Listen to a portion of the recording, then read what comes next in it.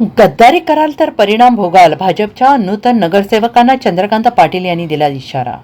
गतवेळी भाजपकडे बहुमत असताना काही जणांनी गद्दारी केली आणि म्हणून पक्षाचा महापौर होऊ शकला नाही. यंदा महापालिका निवडणुकीत भाजपला चांगले यश मिळाले. पक्ष खूप प्रेम करतं म्हणून कसंही वागून चालणार नाही. माझ्यापासून पक्षाचे नुकसान होणार नाही याबाबतची दक्षता घ्या.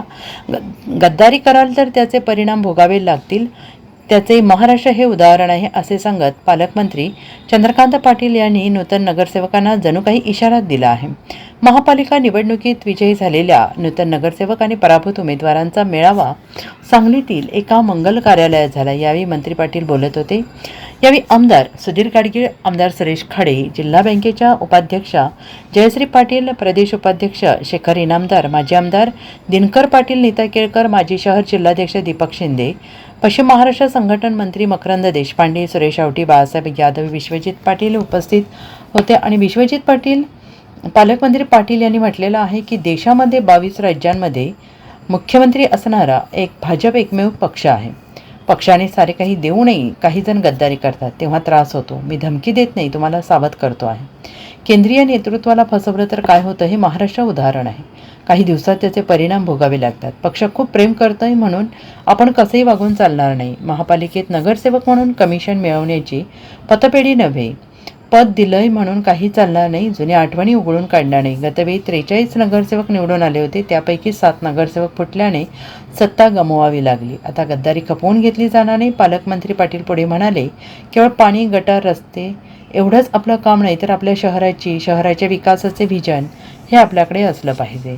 यासाठी आपण खूप अभ्यास केला पाहिजे, वाचलं पाहिजे, नेटवर बसलं पाहिजे. जगातील शहरं ही कशी आहेत, त्यांनी काय केलं याचा अभ्यास करून येथील प्रकल्प राबवण्यासाठी मुख्यमंत्री आमदारांकडे आग्रह धरला पाहिजे. यावेळी आमदार सुरेश खाडे, सुधीर गाडगीळ यांनीही मार्गदर्शन केले. संघटन मंत्री मकरंद देशपांडे यांनी प्रास्ताविक केले. जुन्या आठवणी काढण्यातून मला वातावरण गढूळ करायचं नाही. गेल्या वेळेला 43 होते, 7 जण आपल्याला दगा देऊन गेले. त्यातून आपला अतिशय चांगला धीरसुरेशसारखा नेता महापौर म्हणून उभा पडला. मला असं वाटतं की प्रत्येकाने हा संकल्प केला पाहिजे की माझा पार्टीला फायदा मिळवला पाहिजे, माझ्यापासून पार्टीला नुकसान होता कामा नाही. म्हणजे मी आज गमतीने एका मित्राशी बोलत होतो. म्हणजे 5 महानगरपालिका, पुणे, पिंपरी, कोल्हापूर, सांगली, इचलकरंजी या 5 महानगरपालिकाकडून जवळजवळ 700-800 उमेदवार आणि त्यातलेही 84, 119, इथे तुमचे 39, कोल्हापूरचे 45, इचलकरंजी 43, 400-500 जण विजयी झाले. तर या सगळ्यामध्ये मी त्या मित्राने म्हटलं की पुण्यामध्ये जागा 165 अर्ज भरले ते 20 जण. आता 165 जणांना दिल्यानंतर बाकीच्यांना देणार नाही ना. त्या सगळ्यांच्या प्रतिक्रिया, त्यांचं बोलणं, त्यांचं दुसऱ्याशी बसून ओळख न देणं. तो मित्र म्हणत होता की याचा तुला मनाला त्रास नाही झाला तर मी या सगळ्याकडे एक गेम म्हणून एकूणच जीवन हा एक खेळ आहे. त्या खेळात मला जी भूमिका दिली ती मी करायला समोर. पण मग मी एकदा बसायचं म्हटलं किंवा त्याचा मला त्रास कधी होणार नाही की कोणी मला शिव्या दिल्या, मला तिकीट नाही दिलं बरोबर. पण ह्याचा मला त्रास नक्की होतो की एखाद्याला सगळं पार्टीने दिलं तरी तो पार्टीची गद्दारी करतो. याचा मला खूप त्रास होतो आणि याचा त्रासच होत नाही. तर आगामी काळामध्ये याची प्रतिक्रिया सुद्धा देण्यासाठी माझं मन तयार होणार आहे की काय असं मला वाटायचं. मी धमकी देत नाही, मी आपल्याला वॉर्न करतो.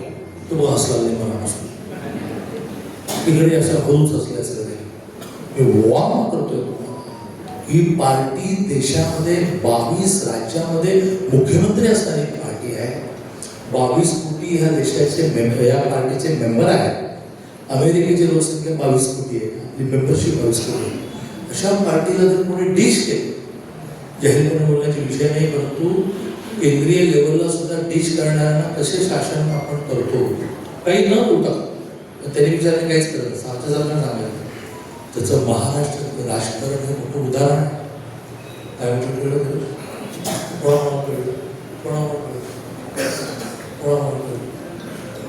केंद्रीय नेतृत्वाला डिश केलं. डिश म्हणजे काय म्हणतात तर फसवले, डिसिव्ह झालं, फसवले. त्याने काहीच नाही केलं. काही दिवसानंतर परिणामच परिणाम. Bureau report SBN Marathi Sangli.